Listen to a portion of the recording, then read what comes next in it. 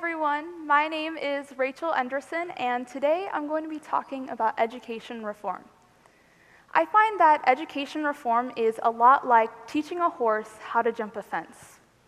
I'm an equestrian. I've dedicated a significant portion of my life to various equestrian sports, including stadium and cross-country jumping.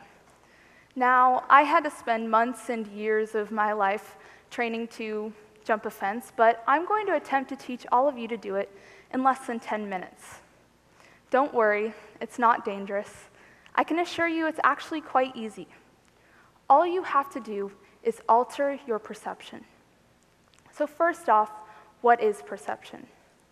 The International Baccalaureate Diploma Program's epistemology course defines perception as the process by which we can gain knowledge about the outside world. But it also affects the knowledge we gather about our own selves and the way we behave because of that knowledge. Now, why is perception important? In my world, perception is important because my success or failure in a competition is dependent upon my perception of self. I compete in a very uncommon equestrian sport now called dressage. And in dressage, the rider trains a horse to go through a routine, a lot like dancing, and look pretty doing it without letting the horse make a fuss. What a lot of people don't already know about horses is they're extremely easily frightened animals. Simply being in a new location around other horses is enough to make them feel that they're in danger. And as a tiny human on a 1,000-pound animal, you're in serious trouble if you don't know what to do when they react in fear. So as equestrians, we do everything possible to avoid this situation or at least take control of it quickly. So how do we do this? How do we take control? Step 1, control your emotions. The first thing to know about horses is they can sense what you're feeling. If you're afraid, they will sense that fear and think there's danger near, and then they'll be afraid too. Additionally, if you feel exhaustion or defeat during your ride, they'll sense that and they'll take advantage so that they don't have to do the extra work, because they're very smart and also very lazy creatures just like us. So you have to calm yourself and give your horse the confidence to achieve success. Step 2 is conviction. Believe in yourself. The next thing to know about horses is they're extremely physically sensitive. They can feel even a small fly on their hind and swat it without looking. And if there's doubt or hesitation in your actions, say as you're approaching a fence, you can run into serious problems, and your expectations of what you had planned will not be met. Essentially, your perception of your skills and your ability to perform determine whether you stay on your horse and complete the routine or end up chasing your horse around a very large dirt arena. And believe me, the latter is not fun. You have to establish a connection with your horse in order to create the trust and stability that will carry both of you over the fence and onto success. This is because, in any case, a positive mindset will help lead to a positive outcome. So, if we know this about perception, how can we apply it to education reform? In public education administration, the big question to ask is how can we reform the system so that fewer students fall through the cracks or get left behind, as they say. In reality, the changes towards the system that work towards this goal are merely experimental. They're hit or miss. And every time a reform misses, more students will not take advantage of this opportunity for free education and preparation for a career. And unfortunately, there's no clear way to resolve this problem with the implementation of new curriculum or different teaching techniques, as each individual is unique, and one solution will not and cannot work for every single student. So what will we do to resolve this looming issue?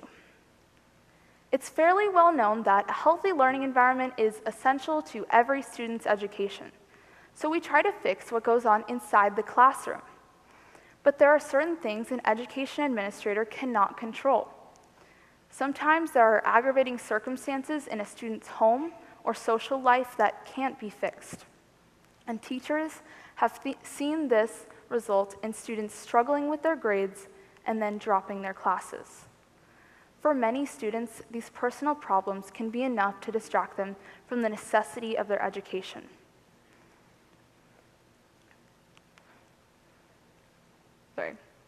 For many students, this can be enough to distract them from the necessity of their education. I believe the solution is to go beyond the classroom. As an illustration in my own life, I went through a tough time during the 5th grade, which is usually a relatively easy time for most people. And in my years in school previous, I had always been high achieving or high performing, but that year I found I had to work an extra amount to bring my C, D, and F grades up to something that didn't give my parents an absolute heart attack. During the time, I had a lot of turmoil in my family, with my younger brother being newly diagnosed with type 1 diabetes and recently entering remission from cancer. On top of that, my parents were also going through a nasty divorce that year. So, to say the least, I didn't find school on the top of my priority list. However, somehow I ended up here today, enrolled in a rigorous academic program that, for some reason, I choose to be in. So what changed for me? I had a multitude of mentors in my life that inspired me to make the change myself. I specifically remember something my 6th grade teacher, who was adored by all of his students, including me, had said to our class at the end of the year. He told everyone he wanted them to wake up and turn their brains on. We needed to know that we get out of our education exactly what we put into it. After this year, I found that learning and being attentive in school became easier for me again, because he and other mentors in my life had changed my perception of what school really meant. It was not a place where I was held prisoner and forced to memorize information for 6 hours, but a place for me to have control over my own future.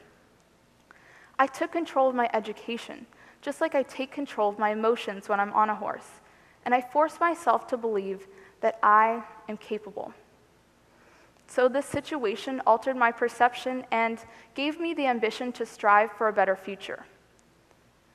So how can we apply this to education reform? So that fewer students, With this, we can see that perception really is everything. Attitude, mood, and willingness to perform are all determined by one's perception of a situation. Entering a classroom without confidence or security will drastically impress upon a student's ability to achieve. So then how can we apply this to education reform so that fewer students fall through the cracks? My proposition is to encourage more teachers, administrators, and students to connect with other students. The bonds we constitute can transform school into a place that students want to be because they have a desire to improve their situation, as healthy or unhealthy as it may be. We must connect, like a horse connects with their rider, to ensure that cooperation and understanding create that healthy learning environment every student deserves. I urge you all to use this knowledge to better your school, your work environment, and your community, as you are now all trained to jump the fence of education reform. Thank you so much.